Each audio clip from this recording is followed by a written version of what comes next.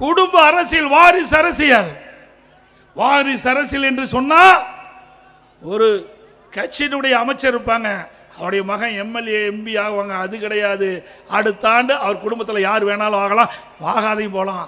ஆனா வாரிசு அரசியல் என்பது அந்த கட்சிக்கு தலைமை பொறுப்பேற்கின்றவர் தான் வாரிசு அரசியல்.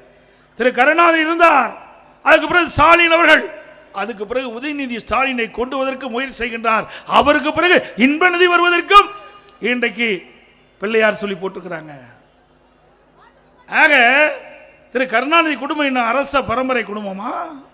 இவர்தான் ஆட்சிக்கு வர வேண்டுமா? இவர் குடும்பத்தை சேர்ந்தவர்கள் தான் முதலமைச்சராக இருக்க வேணுமா?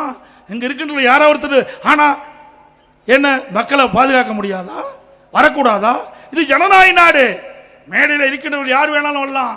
இங்க இருக்கின்றவர்கள் யார் வேணாலும் தமிழகத்தினுடைய முதலமைச்சராக வருவதற்கு தகுதி இருக்குது.